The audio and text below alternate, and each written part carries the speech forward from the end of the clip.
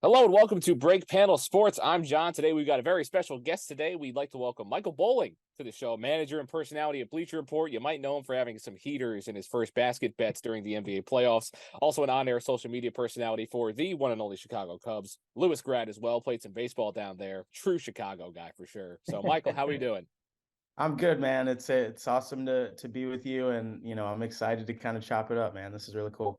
For sure. So for the people that maybe, don't know who you are yet, just tell them what you do, who you are, maybe some things that I might have missed there and that little intro for you. No, yeah, you kind of covered it. Grew up, born and raised in Chicago. Played some baseball at Lewis University, and then yeah, I mean, I have a degree in multimedia journalism. Always figured that eventually we were going to move from newspapers to phones, and that was a good bet early, but Right. it's been really fun. I've done a lot of jobs. I've been a video editor, I've worked as a social coordinator, I've been a blogger, all kinds of things, and this crazy winding road led me to Bleacher Report. So I'm a manager in the app there. All betting content you see within the Bleacher Report app kind of goes through me and my programmer. And we just really have fun with it. It's a growing business. It's hard to ignore at this point. I feel like if you're ignoring it, you're probably getting left behind. So Ooh. kind of got in at a good time, but I'm really empowered to be creative and have fun and grow with a brand that's kind of on the up and up. So it's been really fun. But yeah, I mean, you mentioned the heaters. It's really funny that we have a leg of content that's being shared that's specific to the sports better, and I think that it's in a way I've kind of been called to this based on how I grew up. So really fun stuff these days, and yeah, hoping to continue that journey. I mean, like when you came out, this whole betting thing wasn't even anywhere close to where it was now. So, what way was this kind of route that you went down part of the original plan for your career? I mean, again, like when you came out, it wasn't any we didn't have it on our phones yet. It wasn't even legal.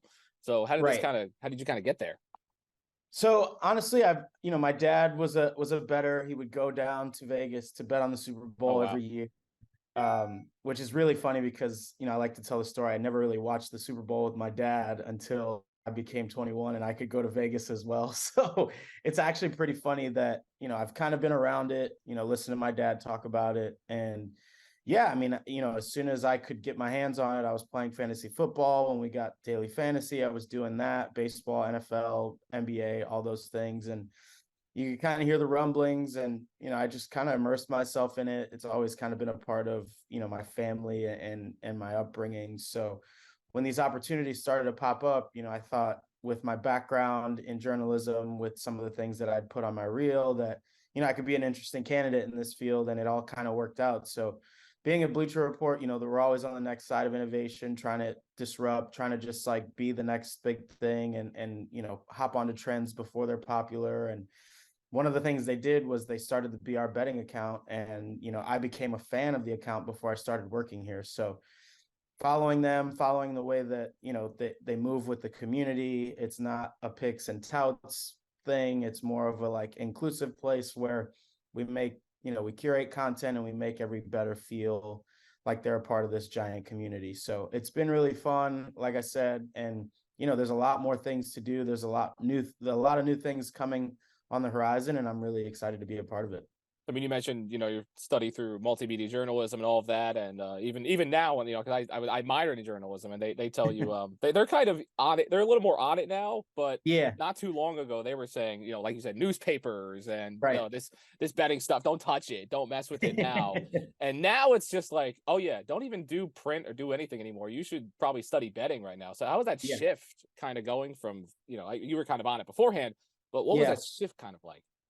It's interesting. I think the way that all these states have kind of adopted sports betting, and obviously not federal yet, state by state, but I think the way that we cover sports has to kind of have a betting lens now. There's so many people that are very invested in that side of it. There's a lot of people who are novices who just do things, just for fun, trying it out. First time users, but now it's before we would grow up watching Sports Center and we'd never see betting lines, and now it's like there's a betting line on every ticker, on every score graphic, all those things. So it's kind of shifted the way you have to think about covering the sports individually. And, I kind of like it that way. I think the more everything that is above board, I think the better. There's no hiding. Everybody knows that people are doing it. And, I think now we've gotten to a point where it's driving so much revenue for some of these states that it's hard to argue against it. I think more states should probably adopt it because you can use that revenue for whatever it is that you are trying to do within your state. So I'm hoping we get to a point where all 50 states are legal, but I think there's some states that it's going to take kind of a long time. The Californias, the Texas, Florida. But no, I mean, it's really interesting to see how the sports landscape has shifted, like you said, and a lot of it has to do with the emergence and the overall acceptance of sports betting. At this point, it's rather an if, not a when. Even those people in illegal states, they've got some guy in the Bahamas, giving them lines on the weekends. So it's going to happen eventually. And even the athletes now, they're into it. They talk about it, especially the retired ones. I mean, you got to sit down with Chad Ochocinco and do a live show about it. I mean, that was awesome. I mean, how was that experience like, and how guys like him are now really just hopping on this train?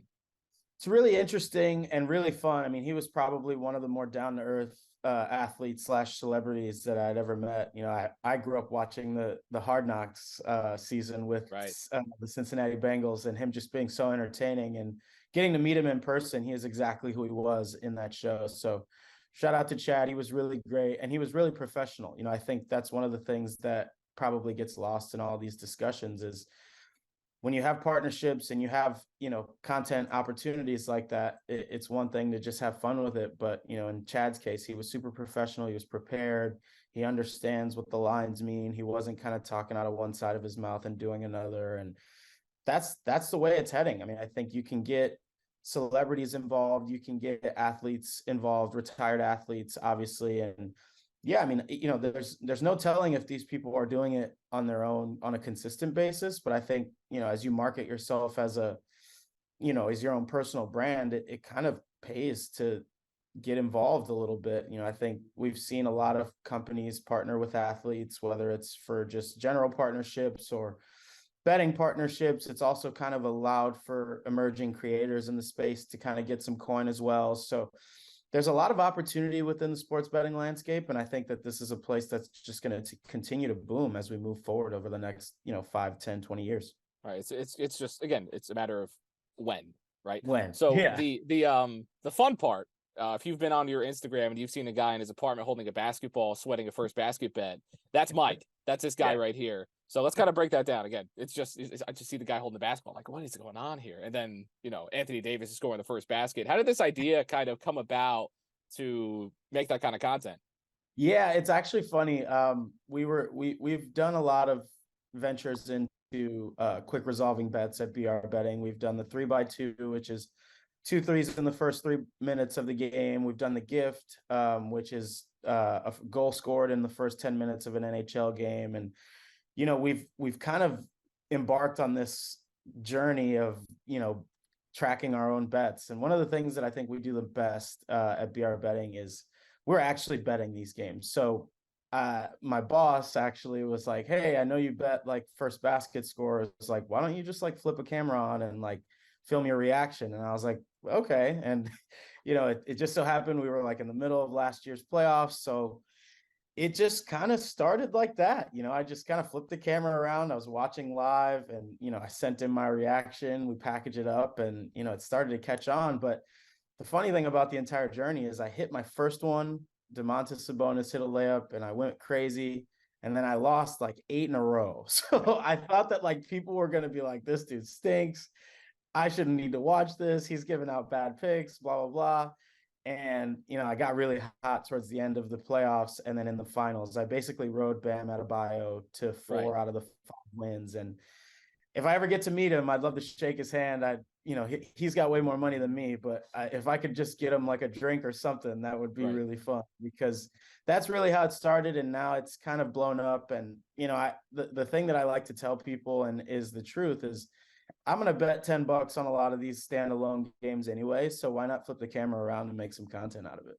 Yeah, then probably make some money back anyway. But Yeah, is exactly. there is there kind of a strategy when you do these first basket bets? A lot of the time, people just do it kind of random. Oh, I'm feeling Yusuf Nurkic today. Is there a strategy, or do you just kind of go, you know what ADs do or BAMs do, and then Well, go that way? it's interesting. In the playoffs, I was able to gather info because the same teams are playing each other. So that was a little easier. I'm having some fun with, digging into the numbers myself now for the regular season. Like last night I picked Donovan Mitchell and RJ Barrett. Neither of them made it, but both of them have 2 first basket wins already this season. They get a lot of early touches in the game. I look at which teams win the tip off more often. Obviously, I'm picking one on each side to kind of give myself a little insurance, but there's a lot of numbers out there. There's not like a central place that has like first basket statistics yet. I'm imagining that's coming at some time, but for now it's, just like I would research anything else. Like for baseball, I would go in and check the pitching matchups, the all-time splits between those two, a pitcher and a batter. If there's a platoon split, is the wind blowing out? All the factors that anyone's using to kind of inform their bets. And takes a little more digging, but if I'm doing it one time a week, I got 20-30 minutes to kind of put aside and make a rational, what I feel like is a rational decision. But the fun thing about it is it's so random. It doesn't really matter what the numbers say. You could get a bad bounce into someone's hands and they make a 3 and then you're done. So that's what I really like about it. There's variance, it's fun, and it resolves within, at the latest 2 or 3 minutes. So it's definitely fun, and there are some numbers, but for me, I'm just betting it because, I won't bet only the big name players, but if I can find an edge, I'm definitely going to take it. Betting is just all about making the irrational seem rational. And that's what you Exactly. guys seem to be doing out there with those numbers. But did you have a favorite guy, a favorite bet for first basket one, first touchdown even that you made, or was it probably Bam then, I guess?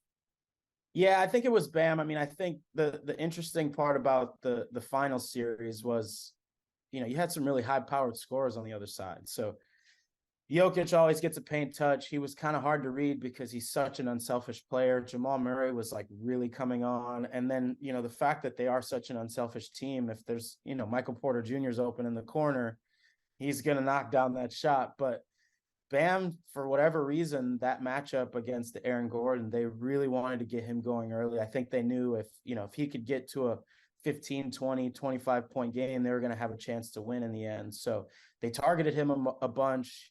I think the only one I lost in that playoff series was Bam missing like a bunny from like 3 feet, and they went down to the other end and scored. So it was obvious within a series setting that, he was going to be the guy if they got, the ball first or if they got a miss.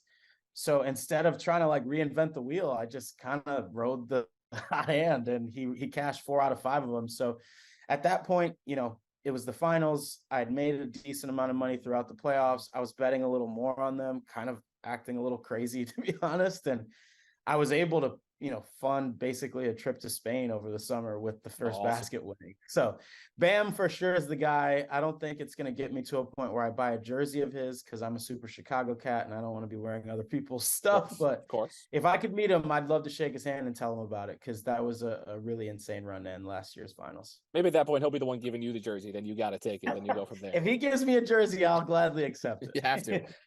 You mentioned the bunny you missed. Have you had any true awful beats when it comes to this stuff, or just in general when it comes to anything you've done with BR? Because I see guys, last leg of the parlay, they need a guy to make the first basket. He misses 2 free throws in a row. There's been some awful stuff out there. You had anything like that? Anything crazy? Yeah, I've had a few crazy ones. I mean, I think just as easy as last night. So I got beat on the first basket by Jalen Brunson. He basically grabbed the ball, back down, made a fadeaway jumper, and it was over within like 7 seconds. And we had a parlay last night that had 5 legs. It was 8-1 after our boost. Our entire app community was riding it.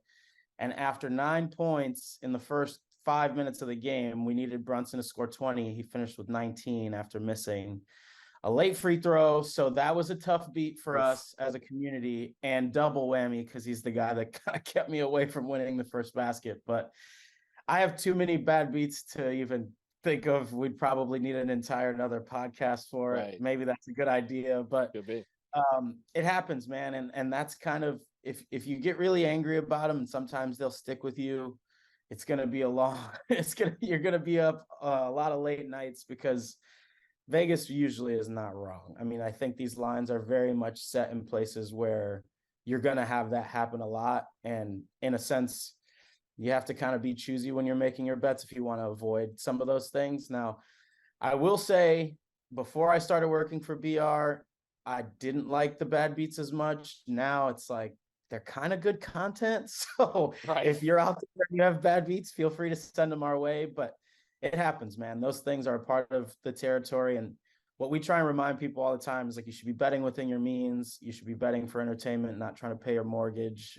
It's not a job. It's not something that's sustainable. And I think we do a good job of trying to toe the line with responsible gaming with some of this content. So as long as you're doing those things right, bad beats come and go, and sometimes makes the wins feel a lot sweeter.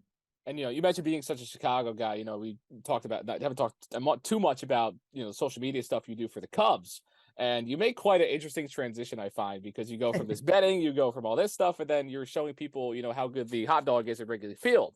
So, what's that kind of a transition like for you when you go back and forth between that stuff? It's interesting. It's really fun to like wear multiple hats. I think I've always been a kid who's very easily bored and always wants to do something new. Right. And I grew up, a Cubs fan since as long as I can remember. My mom's from the Dominican Republic. We're huge Sammy Sosa people. He was like my superhero growing up. My grandma loved Ernie Banks, and we were basically a Cubs family. And I would skip class at school to go to Cubs games, like Awesome. the whole 9 yards. So I worked for Major League Baseball in 2014. I represented the Cubs in the fan cave, which was like an unbelievable experience. And that's when I started to get familiar with some of the staff there and in communications and in the social team. And I got an email from a representative of theirs that they were going to be hiring for this on-camera social role hybrid kind of deal. And they said, "Would you not like to put your name in the hat?" And I was like, "Absolutely."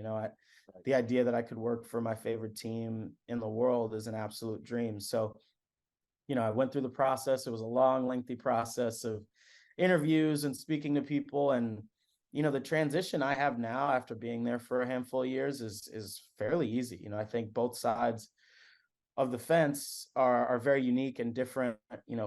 On the betting side, it's more information, it's more stats info, and just like, irreverent content. And for the Cubs, it's more like I'm a liaison for the organization on social, whether it be YouTube videos or TikToks or social content, hosting panels at the Cubs convention for digital media, all those things. And it's really nice that, I get to work both jobs, obviously like part-time with the Cubs, but it doesn't really interfere too much. I'm hoping that now that there's a DraftKings sportsbook adjacent to Wrigley Field, there'll be some collaboration in the next few years. I think baseball's got to work that out with the teams and all of that. So could be a perfect marriage in the end. But for right now, I'm really enjoying having those two things on different sides of the houses and just having fun with it, man.